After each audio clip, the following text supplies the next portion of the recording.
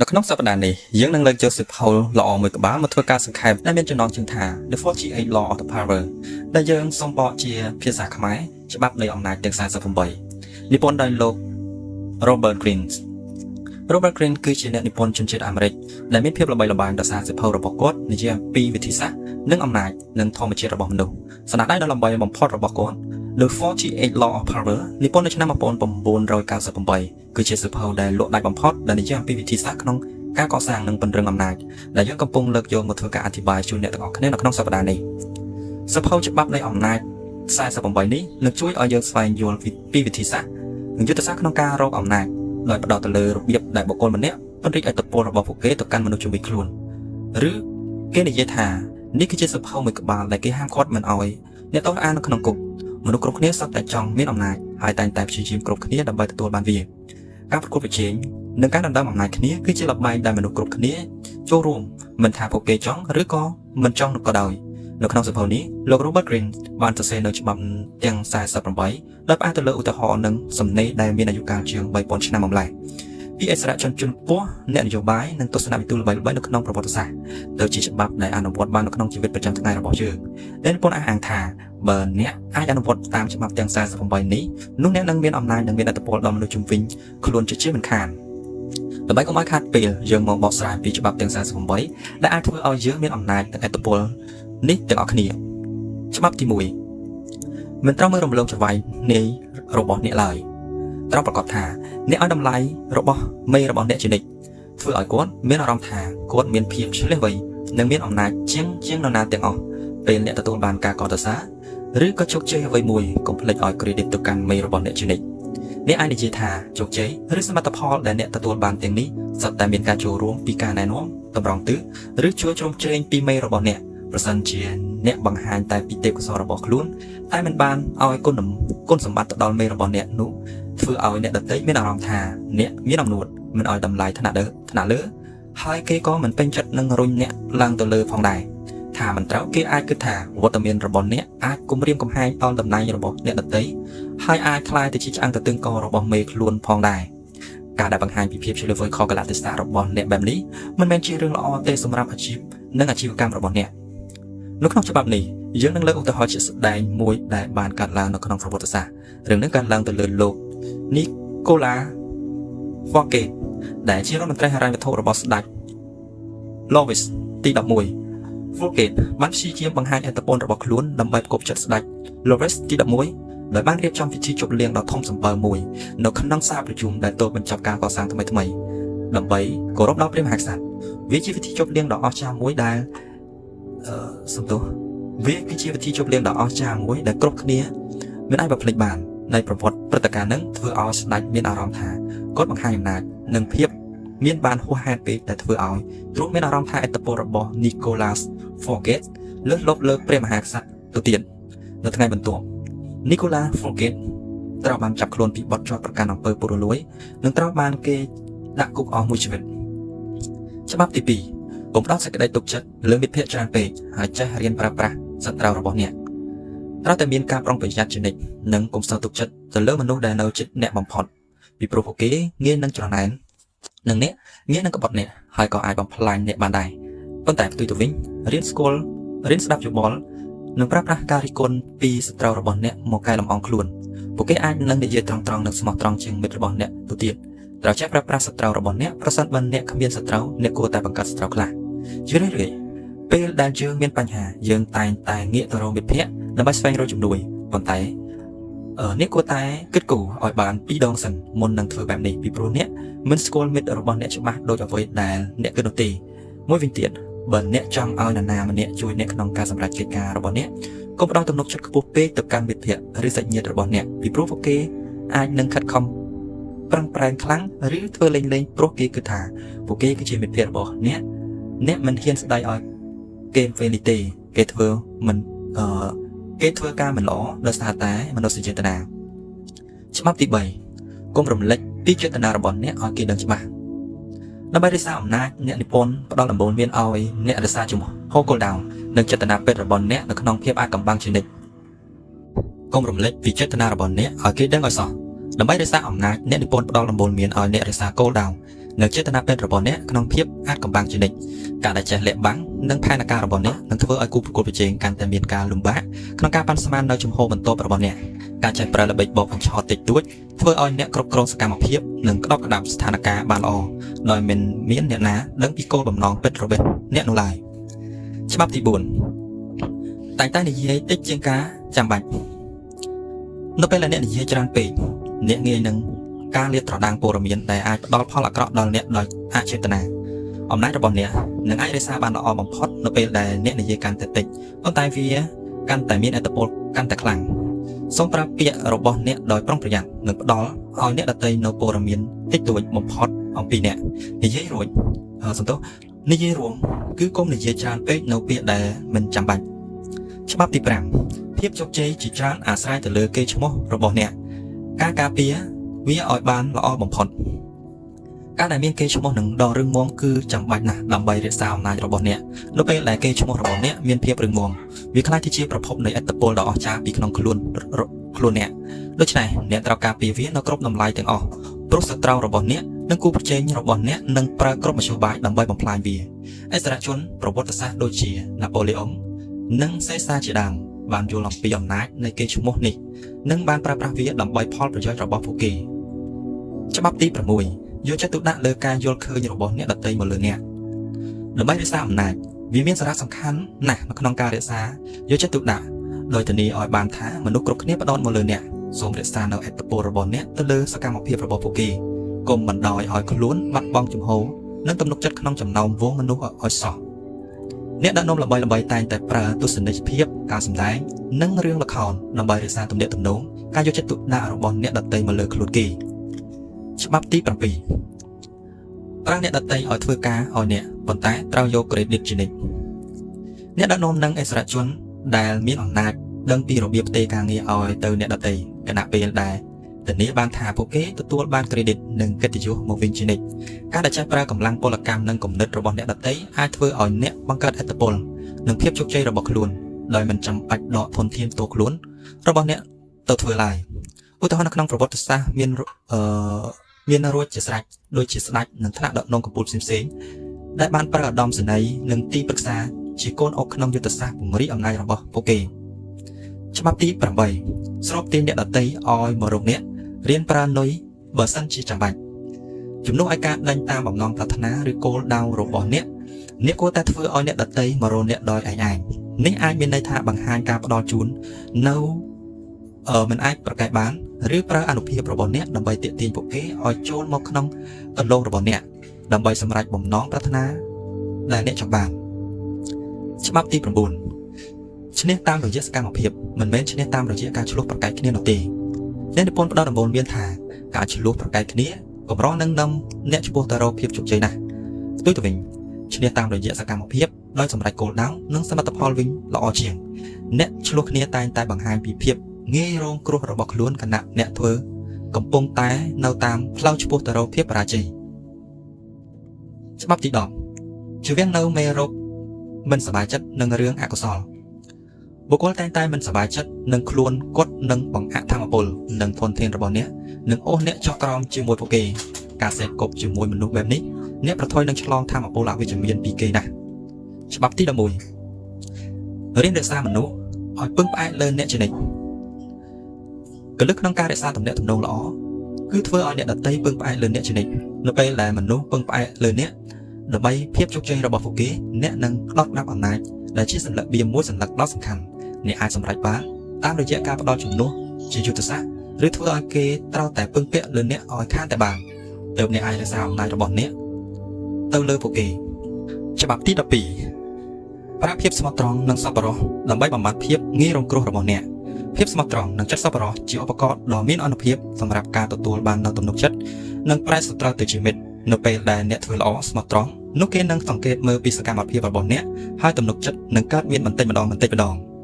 ច្បាប់ទី13នៅពេលសូមជំនួយពីនរណាម្នាក់ត្រូវផ្ដល់ផលប្រយោជន៍ដល់គេវិញផងដែរ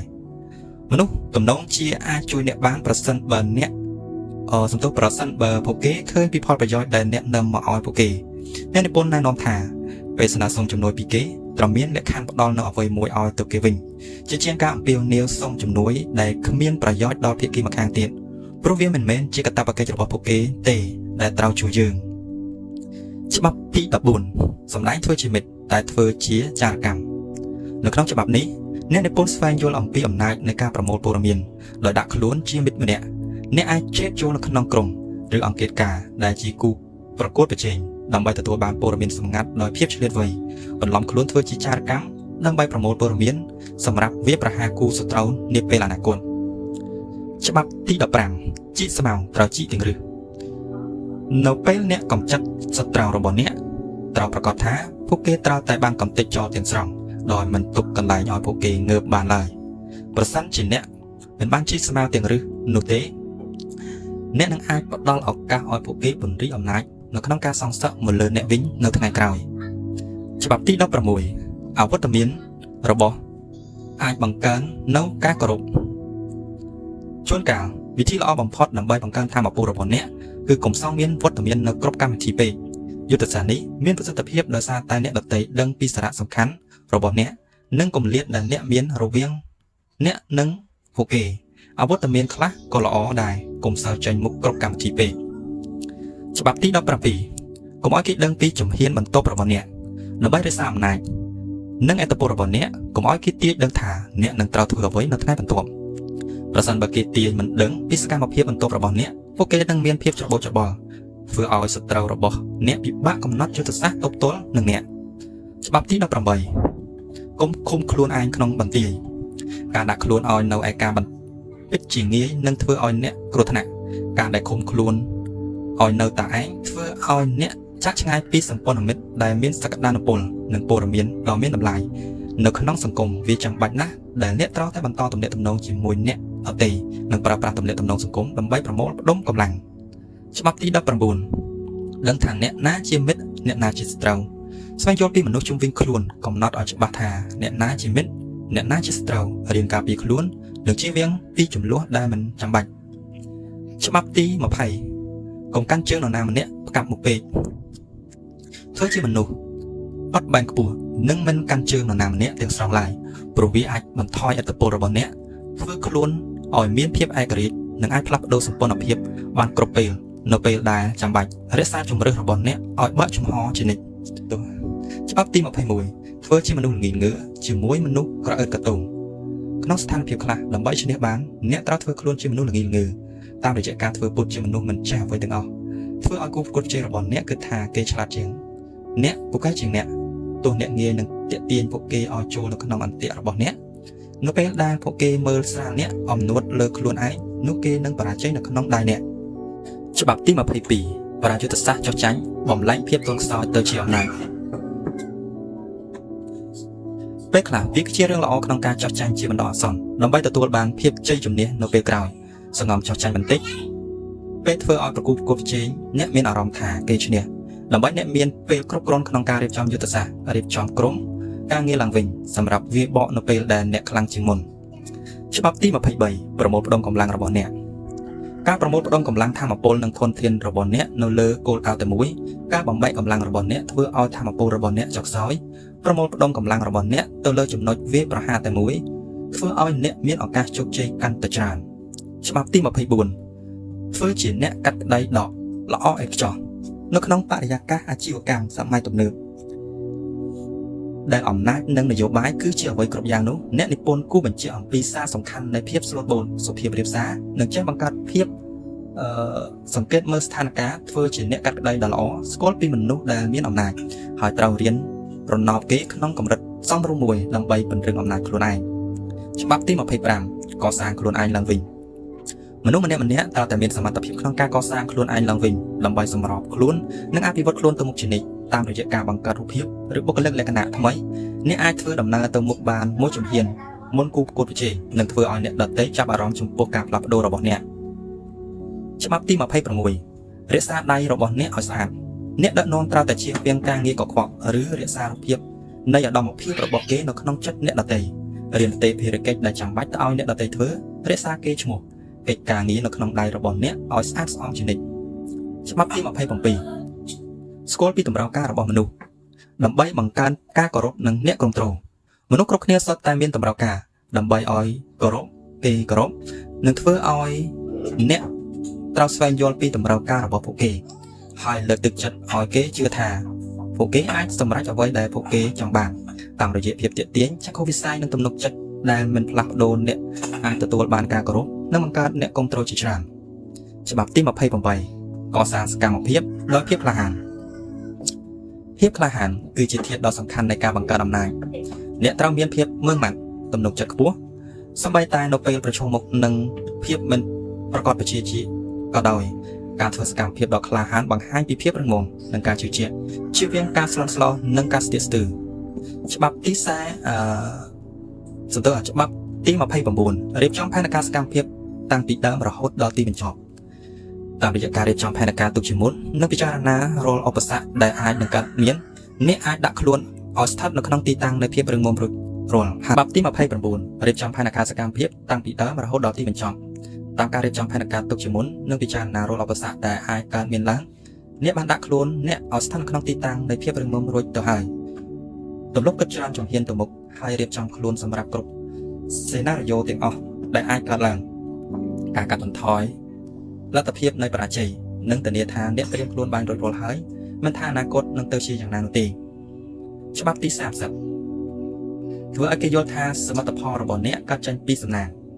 មនុស្សមានការស្ងើចសរសើរចំពោះអ្វីដែលកើតឡើងដោយភាពងាយស្រួលនិងសំណាងហើយគេប្រហែលជាមិនឲ្យតម្លៃទៅលើចំណែកនៃការខិតខំប្រឹងប្រែងនោះទេបំផុតភ្នែកគេដោយលាក់បាំងកិច្ចខិតខំប្រឹងប្រែងនៅពីក្រោយសមិទ្ធផលរបស់អ្នកបែបនេះអាចធ្វើឲ្យគេស្ងើចសរសើរអ្នកនិងកាត់បន្ថយឱកាសនៃការច្រណែនឬក៏អអន់ចិត្តច្បាប់ទី31បង្កើតជំរើសដែលមានប្រយោជន៍ដល់អ្នករៀបបង្កើតជំរើសដែលមានប្រយោជន៍ដល់អ្នកនិងផ្ដល់ជំរើសតិចតួចបំផុតដល់អ្នកដទៃក្នុងការសម្រេចចិត្តធានាឲ្យបានថាទោះបីជាគេជ្រើសរើសជំរើសណាក៏ដោយក៏សុទ្ធតែជាប្រយោជន៍របស់អ្នកដែរច្បាប់ទី32ប្រើប្រាស់ការស្រមើស្រមៃរបស់មនុស្សចូលចិត្តការស្រមើស្រមៃជាជាងការពិតអ្នកនិពន្ធបានផ្ដល់ដំបូន្មានឲ្យយើងចេះប្រើប្រាស់ការស្រមើស្រមៃនេះដើម្បីជះឥទ្ធិពលនិងគ្រប់គ្រងអ្នកដទៃផ្ដល់ឲ្យគេនៅអ្វីដែលពួកគេចង់ជឿដើម្បីទទួលបានការគ្រប់គ្រងនិងភាពស្មោះត្រង់ក្នុងគោលបំណងសម្រេចគោលដៅផ្ទាល់ខ្លួនរបស់អ្នកច្បាប់ទី33ស្វែងរកឲ្យឃើញពីចំណុចខ្សោយរបស់គេមនុស្សគ្រប់គ្នាសុទ្ធតែមានចំណុចងាយរងគ្រោះវាជាចំណុចខ្សោយដែលយើងអាចកេងប្រវ័ញ្ចនិងជាចំណុចសំខាន់ដែលនៃការវាយប្រហារស្វែងរកចំណុចខ្សោយរបស់គេឲ្យឃើញហើយចុចឲ្យចំចំណុចខ្សោយទាំងនោះច្បាប់ទី34ធ្វើខ្លួនឲ្យដូចអ្នកបានសម្រេចវារួចទៅហើយដើម្បីទទួលបានអំណាចអ្នកត្រូវតែមានទំនុកចិត្តខ្ពស់ហើយធ្វើសកម្មភាពដូចជាអ្នកបានធ្វើវារួចទៅហើយវាដូចជាច្បាប់ស្របទាញយ៉ាងអញ្ចឹង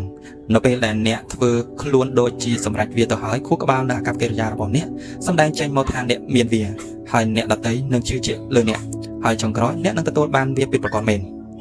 ច្បាប់ទី35ចេះពីសិល្បៈនៃការគ្រប់គ្រងពេលវេលាពិតជាសំខាន់ណាស់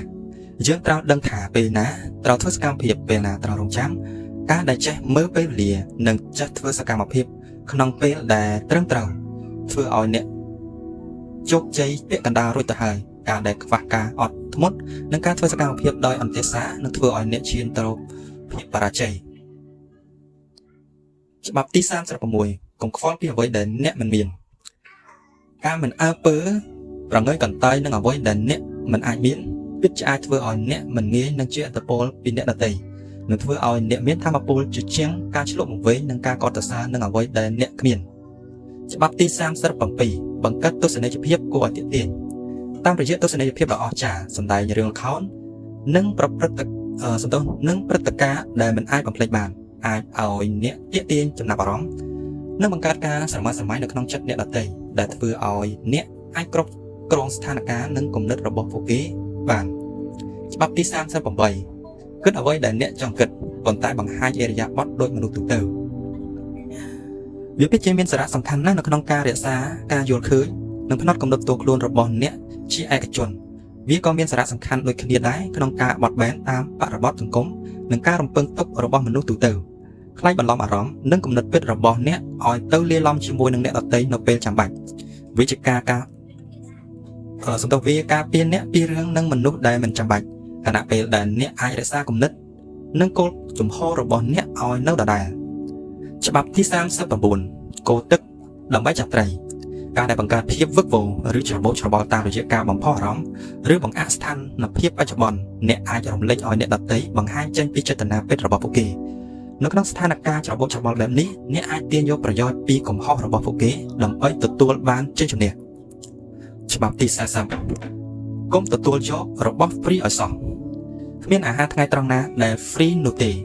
នៅពេលអ្នកណាដែលមានអ្នកណាម្នាក់ឲ្យអំណោយអ្វីមួយដល់អ្នកត្រូវចាំថាវាបង្កប់នៅអន្ទាក់ឬក៏ផលតបស្នងដែលអ្នកពិបាកនឹងបដិសេធនៅពេលក្រោយដើម្បីរក្សាអំណាចរបស់អ្នកជៀសវាងនៅការទទួលយករបស់អ្វីមួយដែលគេឲ្យម្នាក់ច្បាប់ទី40កុំទទួលយករបស់ free ឲ្យសោះគ្មានអាហារថ្ងៃត្រង់ណាដែល free នោះទេនៅពេលដែលមាននរណាម្នាក់ឲ្យអំណោយអ្វីមួយមកដល់អ្នកត្រូវចាំថាវាបង្កប់នៅអន្ទាក់ឬផលតបស្នងដែលអ្នកពិបាកនឹងបដិសេធនៅពេលក្រោយដើម្បីរក្សាអំណាចរបស់អ្នកជៀសវាងនៅការទទួលយករបស់អ្វីមួយដែលគេឲ្យម្នាក់ព្រោះវាអាចធ្វើឲ្យអ្នកជំពាក់គុណគេនិងមិនអាចបង្ហាញអានុភាពនិងឯករាជ្យភាពរបស់អ្នកទៅលើពួកគេបាននោះទេច្បាប់ទី41ជៀសវាងការដើរតាមគន្លងជោគជ័យរបស់អ្នកចំនួនមុនប្រសិនជាអ្នកស្ថិតនៅក្នុងគ្រួសារអ្នកមានឬអិសរាជនអ្នកអាចមានឥទ្ធិពលនិងអំណាចបានទោះត្រាណាដែរអ្នកមានជាងអ្នកចំនួនមុនឲ្យបានច្រើនដងកុំបណ្ដោយខ្លួនឲ្យស្ថិតក្រោមអំណាចនិងការគ្រប់គ្រងរបស់អ្នកចំនួនមុនអ្នកត្រូវរៀនបង្កើតផ្លូវដោយខ្លួនឯងបង្កើតអត្តសញ្ញាណថ្មីធ្វើឲ្យខ្លួនឯងល្បីឬមានជាងអ្នកចំនួនមុនគេមិនអាចគោរពអ្នកបានទេបើសិនជាអ្នកគ្រាន់តែជាកូនអ្នកមាននោះច្បាប់ទី42វាអ្នកខ្វៀលជាមហើយវងជាមនិងផ្ចិតចាយនៅក្នុងក្រុមឬអង្គភាពណាក៏ដោយសុទ្ធតែមានអ្នកដឹកនាំនៅពេលណាដែលអ្នកកំចាត់ក្បាលម៉ាស៊ីនចោលហើយនោះអ្នកដើរតាមនិងផ្ចិតចាយពង្វេងគោលដៅពួកគេនឹងបែកបាក់សាមគ្គីហើយងាយឲ្យអ្នកធ្វើការវាយប្រហារច្បាប់ទី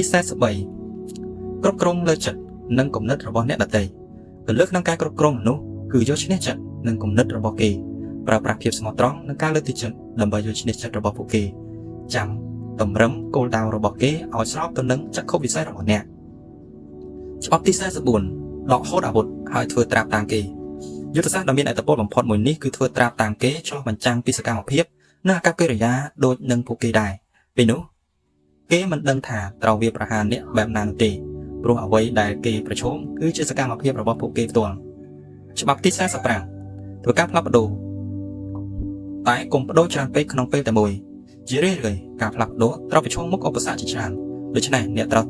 ដំណើរការវាដោយប្រុងប្រយ័ត្ន